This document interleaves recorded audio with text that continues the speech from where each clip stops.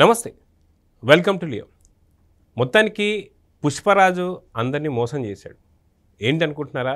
ఇప్పటికే దంగల్ కలెక్షన్స్ దాటిపోయాయని చెప్పి, అదిగాక పూర్తిగా ఆల్ ఇండియన్ రికార్డ్స్ బద్దలు కొట్టారని చెప్పి కొంత ఫేక్ ప్రచారాలు మాత్రం ఇప్పటిదాకా జరిగాయి.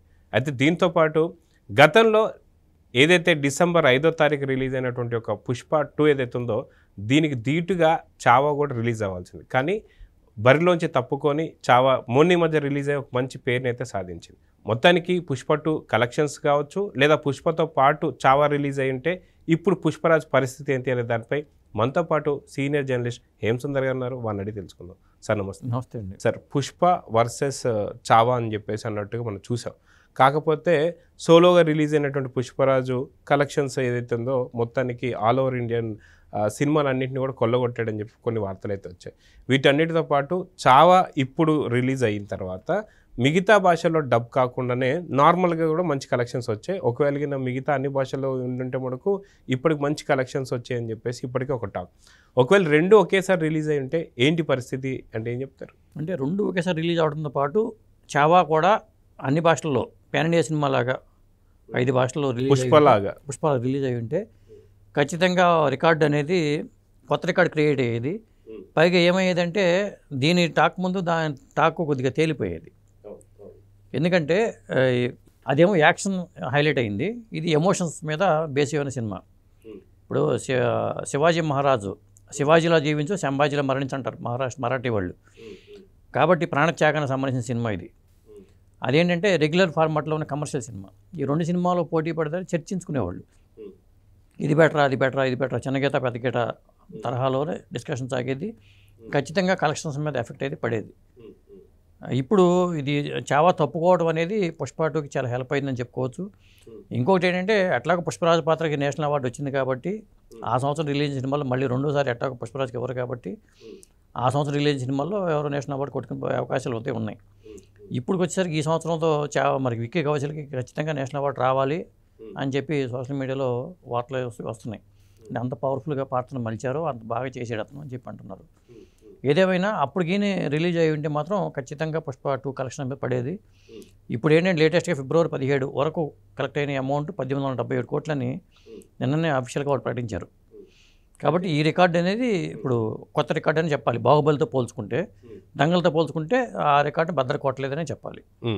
సో ఇంకొక విషయం మనం చూసుకుంటే ఏదైతే డిసెంబర్ 5వ తారీఖే పుష్పరాజుకు సంబంధించిన పుష్ప 2 ఏదైతే ఉందో దానికి ధీటుగా రిలీజ్ కావాల్సిన చావా సినిమాని ఖచ్చితంగా ఆపింది ఓన్లీ రష్మిక మండన అని చెప్పి కూడా కొంత వార్తలు అయితే వస్తున్నాయి. ఎందుకు అంటే ఖచ్చితంగా ప్రూవ్డ్ సబ్జెక్ట్ పుష్ప 2 కాబట్టి అది మంచి హిట్ కొడుతుంది, అది దాంట్లో ఎటువంటి డౌట్ లేదు.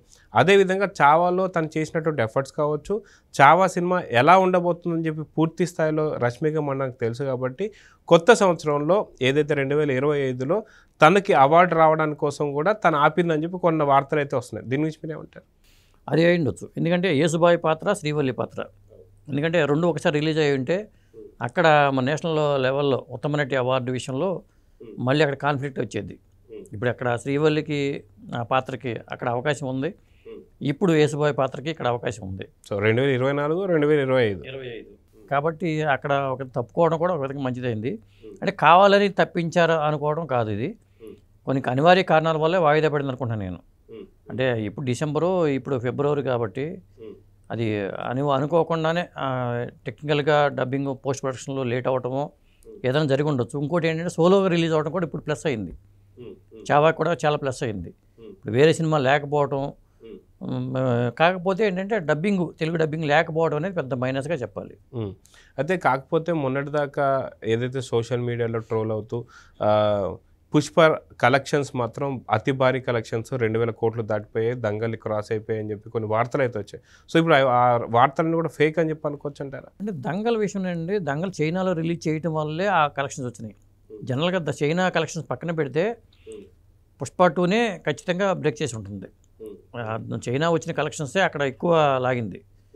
మరి పుష్ప 2ని మరి చైనాలో డబ్బింగ్ చేసి రిలీజ్ చేశారన్నారు, చేశారా లేదో తెలియదు, చేస్తే అక్కడ రెస్పాన్స్ ఎలా ఉందో తెలియదు. ఎందుకంటే ఆ తర్వాత చాలా కాలం తర్వాత దంగల్ రిలీజ్ చాలా కాలం తర్వాత కొత్త కలెక్షన్స్ యాడ్ అయినాయి. కాకపోతే పుష్ప 2 మీద ఇంకొక వ్యతిరేకత కూడా ఉంది. ఏంటి అంటే సినిమా టికెట్లు మరీ భారీ స్థాయిలో 3,000, 5,000 రూపాయలు పెట్టడం వల్ల కూడా ఈ కలెక్షన్స్ అని చెప్పేసి అంటున్నారు. దీంట్లో ఎంతవరకు నిజం ఇది పాయింట్. ఎందుకంటే మరి ఫస్ట్ వీక్ కలెక్షన్ పెంచుకోవడం అనేది కొంత అంత ఎక్కువ అమౌంట్ కలెక్ట్ అవ్వడానికి కూడా కారణమే కదా. అందుకని నేను మొదటి నుంచి చెప్పేది ఏంటంటే సినిమా టికెట్లు ఎంతమంది చూశారు, ఎన్ని టికెట్లు తెగిన టికెట్లను కౌంట్ చేసుకుంటేనే ఒక రికార్డు ఉంటుందండి. ఎందుకంటే ఇవాళ ఈ 2024లో 1,877 కోట్లు వచ్చినాయండి ఈ టికెట్లకి. అదే ఇంకొక 10 ఏళ్ళ తర్వాత చూసుకుంటే ఆ రికార్డు వేరుగా ఉంటుంది, 5,000 కోట్లు ఉంటుంది. కాబట్టి టికెట్ల సంఖ్య కౌంటింగ్ పెట్టుకోవాలి. అప్పుడు ఒక రికార్డు అనేది పలానా హీరో రికార్డుని ఈ హీరో బద్దలు కొట్టాడు ఇలా చెప్పుకోవడానికి అవకాశం ఉంటుంది. అంతేగాని రేట్లు పెంచుకున్న తర్వాత రికార్డుల కోసం కూడా రేట్లు పెంచుకోవడం, ఫస్ట్ డే కలెక్షన్ రికార్డులు ఆ సినిమాకి ఎంత ఉంది కాబట్టి ఆ సినిమాని రికార్డుని బద్దలు కొట్టాలంటే మనం రేటు పెంచుకోవాలి అనుకోవడం, రాజకీయ పలుకుబడిని ఉపయోగించుకుని పర్మిషన్ తెచ్చుకుని రిలీజ్ చేయటం, ఎక్కువ షోలు పెట్టుకోవటం, ఇవన్నీ జరుగుతున్నాయి.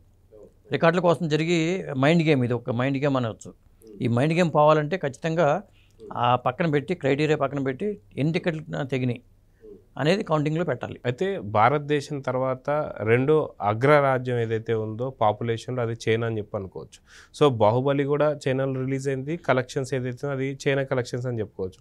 అదేవిధంగా దంగల్ కూడా చైనాలో కూడా అదే పాపులేషన్ సంబంధించి ఆ సినిమా రిలీజ్ చేయడం కలెక్షన్స్ కూడా కొల్లగొట్టింది అనుకోవచ్చు. ఎందుకని పుష్ప ప్రయత్నాలు చేయలేదు, లేదా అతి తొందరలో చైనాలో కూడా రిలీజ్ అయ్యే అవకాశం ఉందా లేదంటే ఏం చెప్తారు? ఇక్కడ బాహుబలి ప్రస్తావన వచ్చింది కాబట్టి బాహుబలి కూడా ఇదే టైంలో రిలీజ్ అయి ఉంటే, ఇప్పుడు 2015 ఆ టైంలో రిలీజ్ అయిన బాహుబలి సినిమాను పెట్టుకున్నాం మరి 10 ఏళ్ల క్రితం. ఖచ్చితంగా బాహుబలి రికార్డుని బద్దలు కొట్టలేదని చెప్పాల్సి వస్తుంది. బాహుబలికి ముందు బాహుబలి తర్వాతని మనం ఎదే మాట్లాడుకుంటున్నామో అప్పుడు రేట్లకి ఇప్పుడు రేట్లకి పొందం లేదు. కాబట్టి మనం అదే చెప్పేది, ఇక్కడ కూడా ఆ లోపమే కనిపిస్తుంది. అది బాహుబలి రికార్డుని బద్దలు కొట్టేసింది పుష్ప 2 అనుకోవడానికి అసలు అవకాశమే లేదు. అది ఎందుకంటే రేట్లు ఈ తేడా ఉండే, ఈ రేట్లు తేడా ఉంటాయి. అప్పుడున్న రేట్లు 10 ఏళ్ళకి ఇప్పుడున్న రేట్లకి ఫిక్స్డ్ డిపాజిట్ అయితే ఒక అమౌంట్ 6 ఏళ్ళకి డబుల్ అయిపోతుంది. అలాంటప్పుడు ఎట్లా ఉంటుంది? ఆ రికార్డు కూడా ఫేక్ అని చెప్పాల్సి వస్తుంది. సో చూద్దాం సార్, మొత్తానికి ఎంతవరకు ఏ సినిమా రికార్డులు బద్దలు కొట్టిందని దానికి వాళ్ళు ఎలా జస్టిఫై చేసుకుంటారో చూద్దాం మరి. నమస్తే.